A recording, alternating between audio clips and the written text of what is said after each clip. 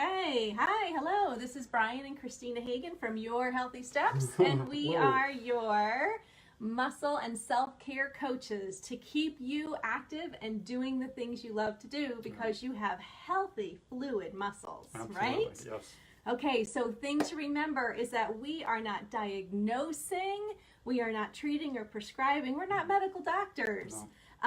And this is for educational purposes only. We are giving you 14 years of experience as neuromuscular massage therapists working with professional and collegiate and semi-professional athletes and highly athletic adults. Absolutely. Yes.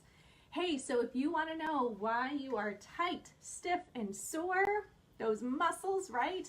Just click the link to get your short video explaining the 4 reasons why you are experiencing tightness and stiffness in your muscles even though you're exercising and stretching. And hint, it is not because you are getting older. No, absolutely not. Absolutely not. Okay. All right.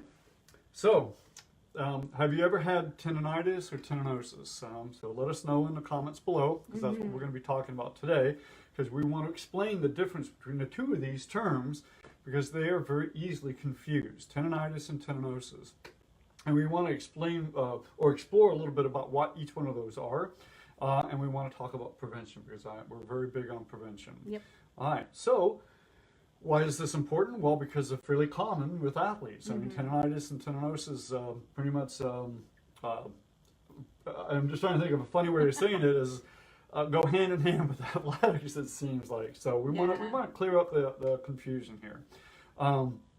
Now, we can get tendinitis and tendinosis pretty much anywhere in the body. It tends to, a lot of times people will deal with it down in the lower body, is the feet and the ankles and the knees.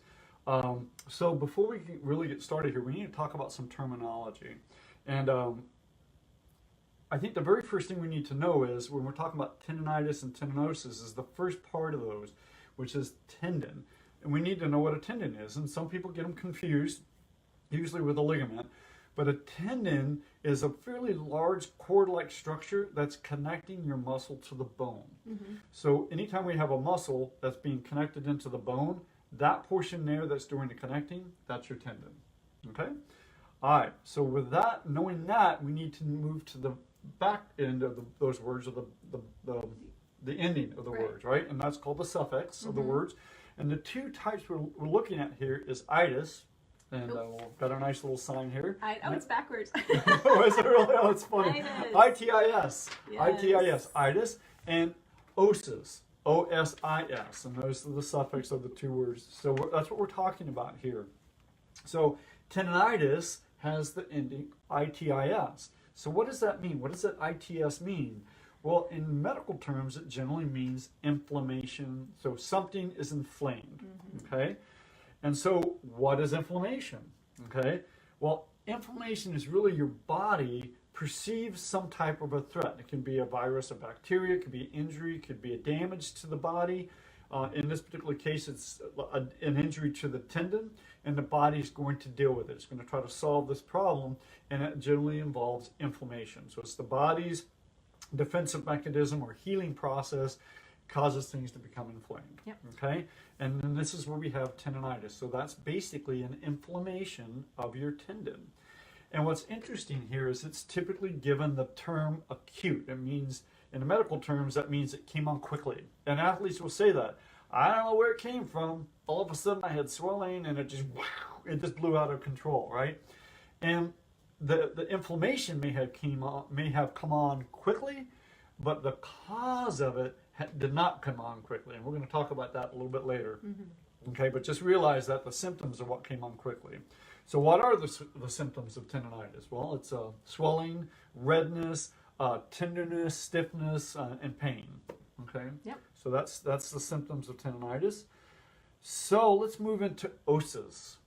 Tendinosis. I'm sorry. Can we just, anybody has experienced tendinitis, right? Yes, if you have, please, jot down below, because that's going to help us know how to help you. Right. And if you have, like, what muscle? Where was it? Yeah, where was it at? And what did you do about it?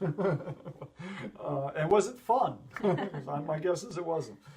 All right, so let's talk about osis, tendinosis, okay? So it has the ending O-S-I-S. And in medical meaning or medical terms, this is really a diseased condition or abnormal condition or an abnormality of something, right? So something is not normal. And when we're talking about tendinosis, we're looking at a breakdown. So again, tendon is the structure that connects the muscle to the bone. We have some kind of a diseased or abnormal condition. And here it typically means it's breaking down or deteriorating. So it's a deterioration or a breakdown of the tendon.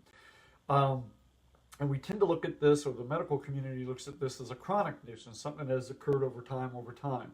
And this is typically fairly true, I think, and we'll explain that here in just a minute. But has anybody dealt with tendinosis? Has anybody ever gotten that diagnosis of having tendinosis? And please let us know in the comments. So when we're talking about the breakdown or the deterioration of a tendon, it's typically occurring because something else has occurred, and that something else tends to be tendinitis.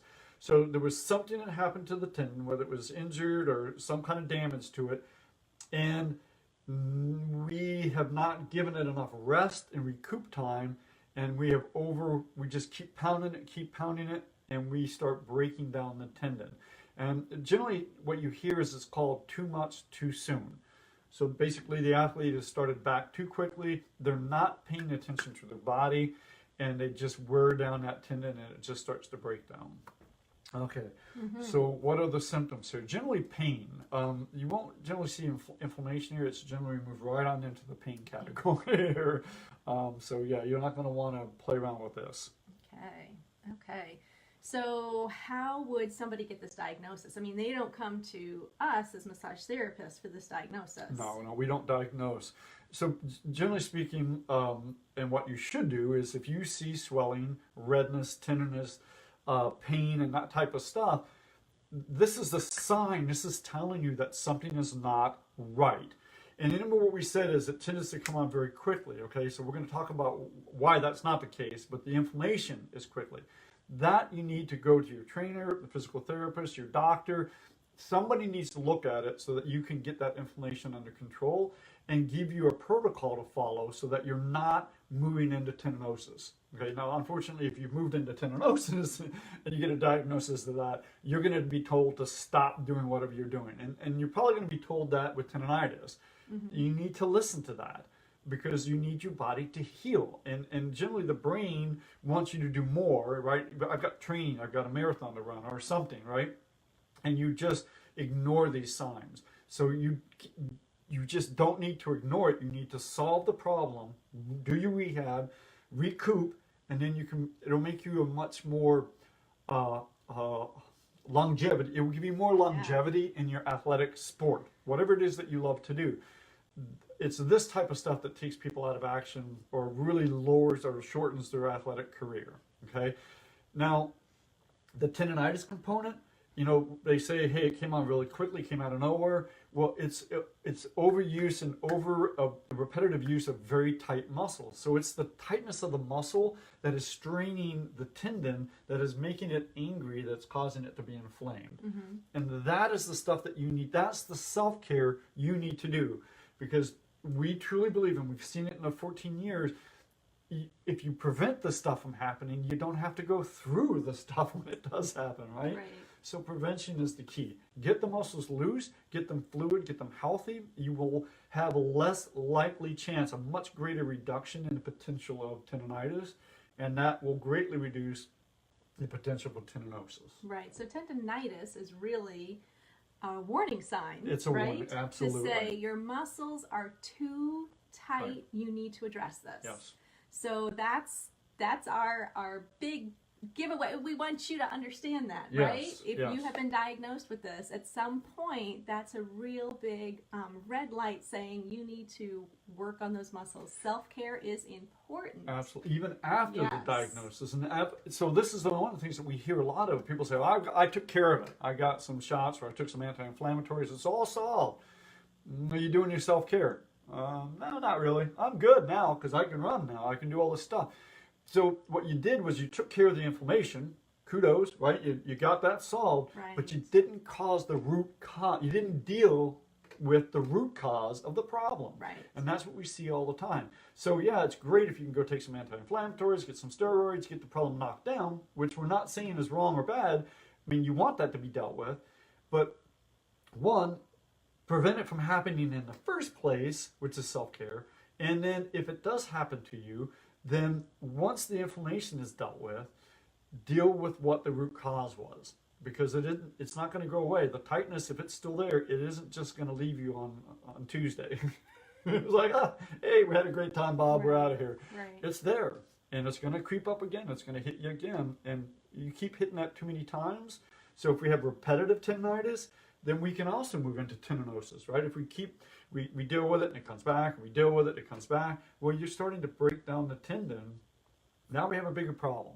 So yeah, we're big fans on prevention. Right. Absolutely. And prevention is talking about, stretching, taking good care of your muscles. It's all that self-care we talk about. The stretching, seeing your massage therapist, doing consistent foam rolling. Foam rolling is the key. Yes. And now let's just clarify a point here. If you have tendinitis or tendinosis, you should not be stretching. Okay, and if you're doing any kind of foam rolling or any of that kind of stuff, it needs to be under the guidance of a physical therapist, or let them tell you what you can deal with and what you can't deal with.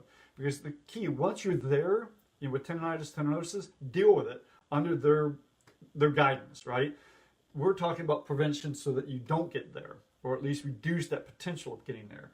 And that's where the stretching, the foam rolling, all that, you've got to get those muscles healthy so they're not straining the tendons. Absolutely. Okay. Okay, wonderful. Okay, so make sure you get some notification every time we go live. Yes. By going to our Facebook group, our Facebook page, and Yeah. click following. That way you'll get all this wonderful self-care information and help to keep your muscles healthy so you can do what you love to do. Yeah, because what we Okay. want to do is we would love to see you and you come in and say, hey, I just need a routine maintenance. What we don't want to see is, hey, I got diagnosed with tendinitis or tendinosis. I'll be in about a week after that's calmed down. That's what we don't want to see. We want you out doing the things that you love to do. We Yep. want to be your coach for healthy and flexible mobile muscles. You got it. Absolutely. Okay. Okay. Bye-bye. All right. Take care. Have a great time doing the things you love to do.